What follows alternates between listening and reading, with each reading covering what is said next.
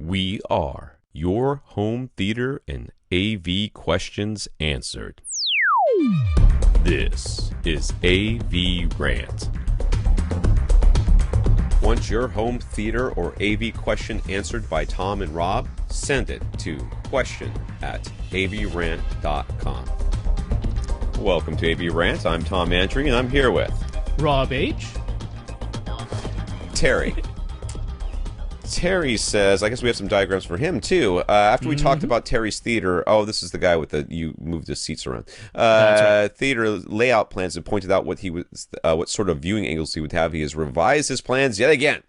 Now he has a riser for the back row starting 12 feet from the physical front wall, not quite 8 feet from the back wall. The front row will go just in front of the riser and will now be the primary row, the second row being much less important.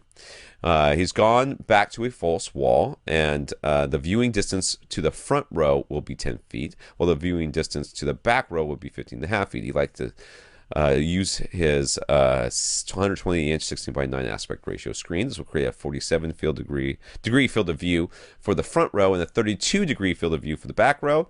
He says he likes big screens, so these seem like much better fields of view to him.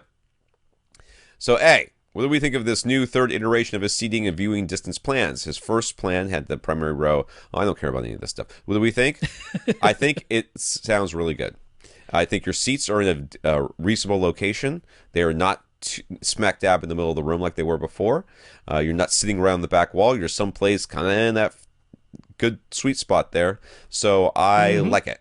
I like this new one. I think this is just fine. Yeah, I actually like this a lot. So if you're viewing the images, I'm showing his first plan that he had, which had a longer riser, but that ended up putting his front row basically smack dab in the middle of the room, yeah. which acoustically is not ideal. Then he upgraded to iteration 2, where he moved the seats forward, but then made the second row the primary row and just had it farther away from the back row, but then so that the front row wouldn't have like an insanely large field of view, he got rid of the false wall. And then I was like, but now you're in the second row and you no longer have a false wall. Your screen's right on the physical wall, which actually gives you kind of a small, like 34-degree field of view. He's like, that doesn't sound great. So now he's upgraded to this iteration 3, back to the front row being the primary row, back to the false wall. He's got the viewing angle he wants, and he's moved all the seats back in the room a little bit so that they're away from that dead center.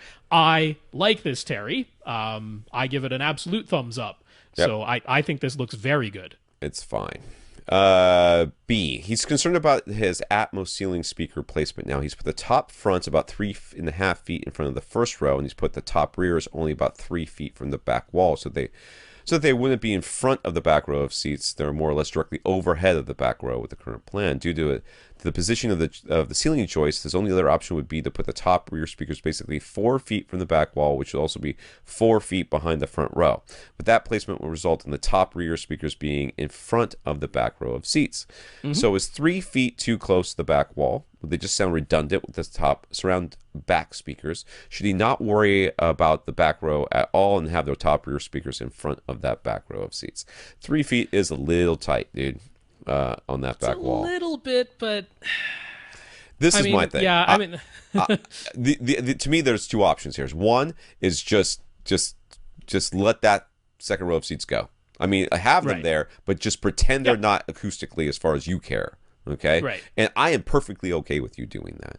Your other option, in my mind at least, is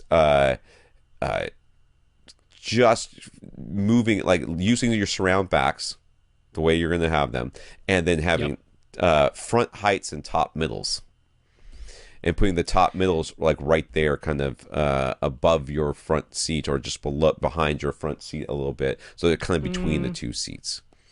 That, to me, I mean, I'd probably still have whatever top speakers are going to be behind your front row. I'd probably still have them far enough back to call them top rears, because that's an option. I think that makes most sense in here. Really, Terry, you will have to answer the question of how much do you care about that back row?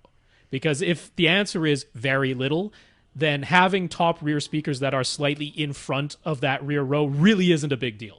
I mean, those sounds are still going to sound like they're coming from above that back row.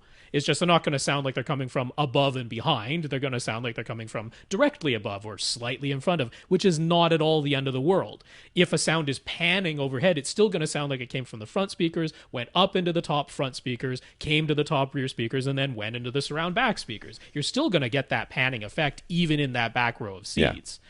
So honestly, I think it makes the most sense to move them forward a little bit. You said you can have them, close to 4 feet from that back wall. That'll give you some nice separation between the top rears and the surround backs. They won't sound redundant because they're always playing different sounds from one another anyway. But I think it does make the most sense. You said the back row isn't hugely important, and it's not as though you're moving them miles away. It's just a little bit in front of them. I think that makes the most sense. I agree. He's optimized the placement of the side surround speakers for the front row. Again, should you just not worry about that back row? And I think, again, that the question is, you tell us. He could move the surround speakers farther back, or he could just plan on adding a second pair of side surround speakers in the future. Just wire them in series, so what we recommend. I'd recommend that second one. The second one implies that you're forgetting about the back row to begin with, and then later on, if you change your mind, you can add a second. The wires are there, and you can do it if you absolutely have to. 100%, I agree with that. Yeah, no.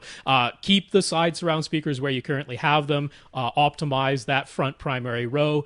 In the future, if you want to add a second pair of side surround speakers for the back row, then you can pre-run the wire to do that, which is cheap and easy, and then you're ready to go if and when you want to. I would not move the current side surround speakers farther back to try and split the difference. That doesn't make sense. So that's a bad idea.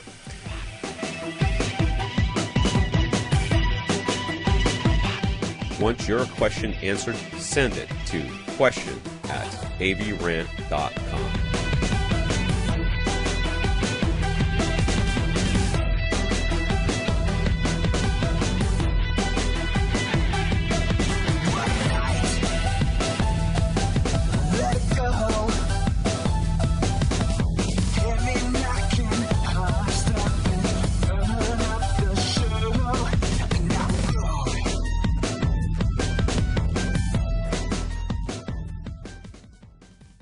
This is AVRant. Now go out and listen to something.